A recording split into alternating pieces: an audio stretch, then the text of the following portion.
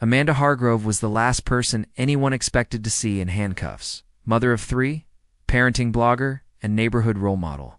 But behind her picture-perfect life was a disturbing secret.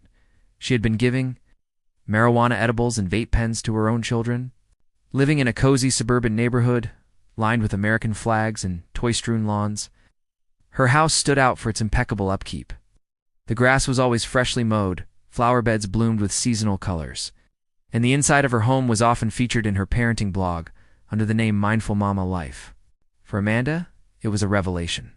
Soon, she was ordering more online through discreet delivery services, telling herself it was medicinal and necessity. Amanda, in turn, began struggling with the kids' own issues. Lily was increasingly anxious at school. Mason was hyperactive and disruptive, and Rosie threw screaming fits that Amanda could no longer manage.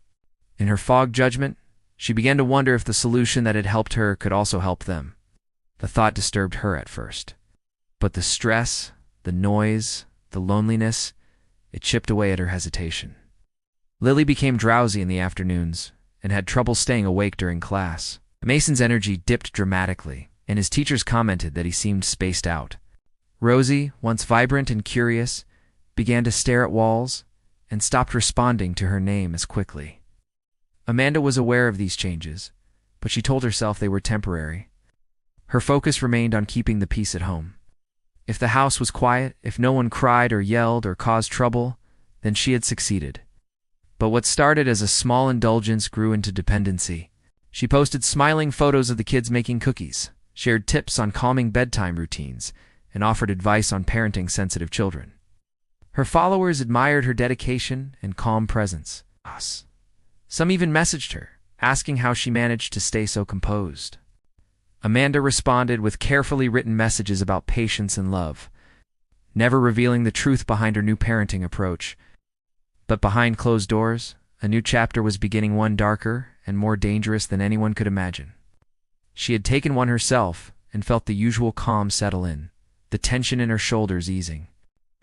But Lily had come downstairs, complaining of a headache and a tight feeling in her chest.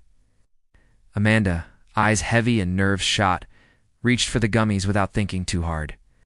She handed Lily half of one, her voice steady but distant, telling her it would help her feel better. Lily looked uncertain, but trusted her mother. Amanda began using edibles nightly, then during the day, all while maintaining the illusion of control. The content on her blog remained upbeat and polished. She recorded videos about bedtime routines while just off camera, an edible wrapper sat folded neatly on her desk. The blog, with thousands of followers, showcased healthy meal prep, calming routines for kids, and creative parenting hacks. Pictures of Amanda and her 3 children, 10-year-old Lily, 8-year-old Mason, and little Rosie. Barely 3 were sprinkled throughout the content, always smiling, always cheerful. The Hargroves, it seemed, were the epitome of modern, mindful living. As her smiling photos flooded social media, her kids were slowly being drugged under the disguise of calm and wellness. Amanda took it as a sign she'd made the right decision. Over the next week, she began to experiment, a tiny piece for Mason before school, a gummy for Lily before bedtime. Rosie, who had been especially hard to handle with her tantrums and resistance to naps, received her dose mixed into yogurt. Amanda didn't think of it as drugging her children. She told herself it was just easing their struggles, the same way a parent might offer melatonin or cough syrup. Amanda's seemingly flawless lifestyle began unraveling the day she lost her job. As a senior bookkeeper for a mid-sized firm, she had balanced work and motherhood with the precision of a clock.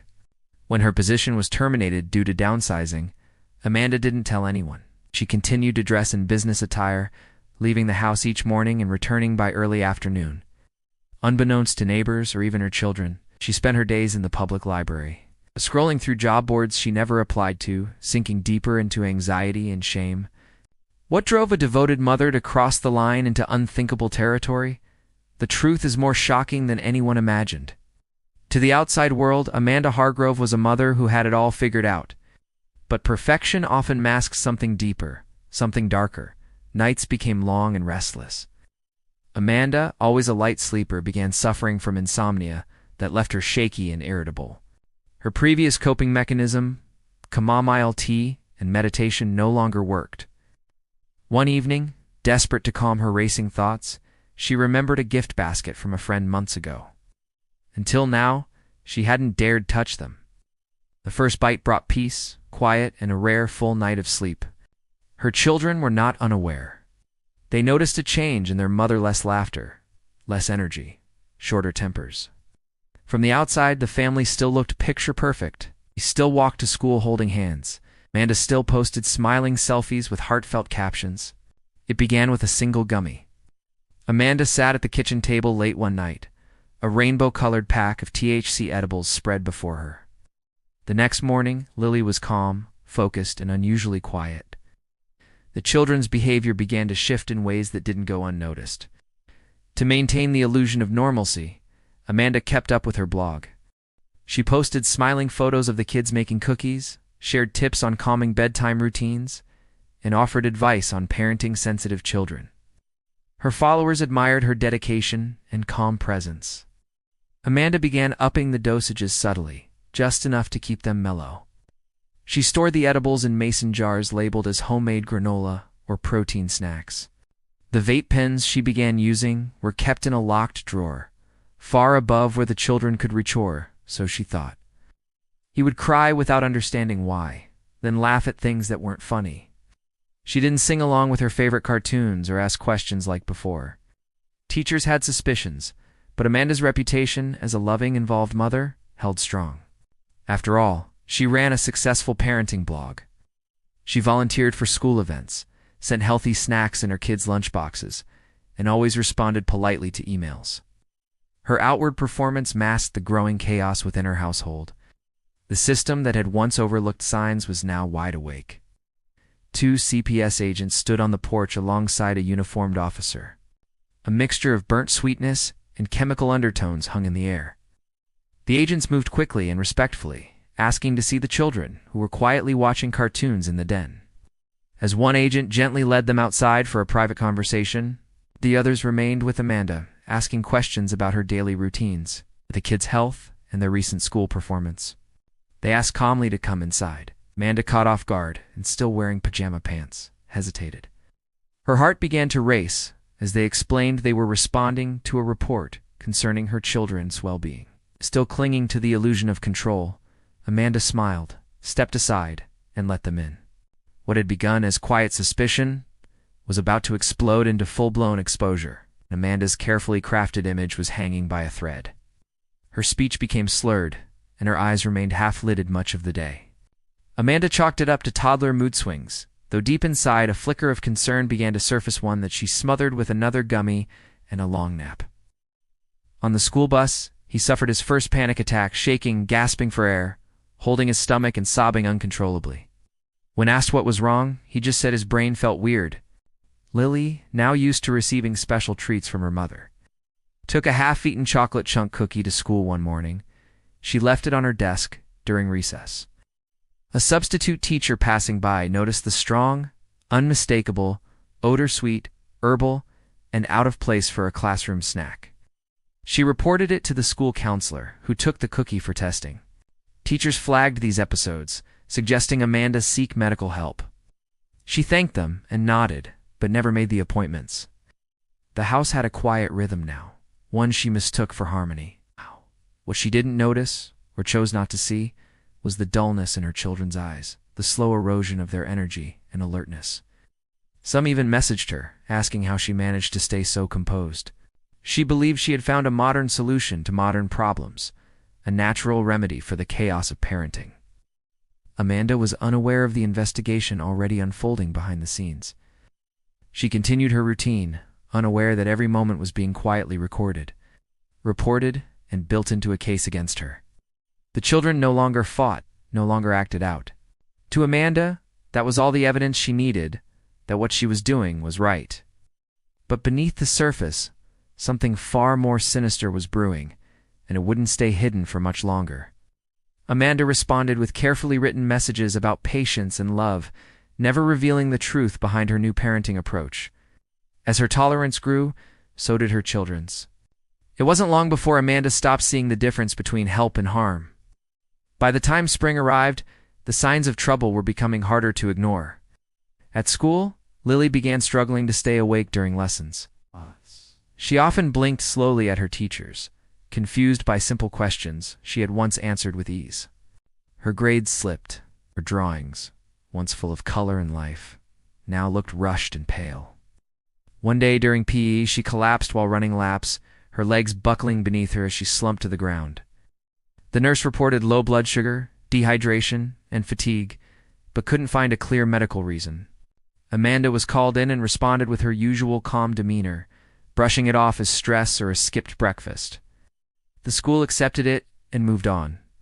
Mason, once active and restless, began showing a different kind of distress. At home, Rosie had become increasingly detached. She no longer giggled when Amanda tickled her. Still, no one pushed hard enough to dig deeper.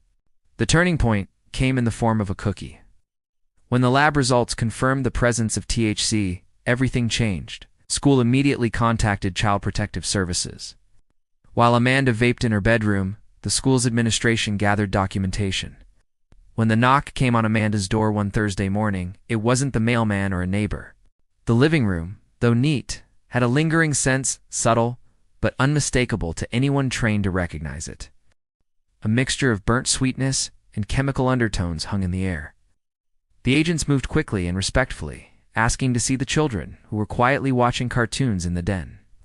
As one agent gently led them outside for a private conversation, the others remained with Amanda, asking questions about her daily routines, the kids' health, and their recent school performance.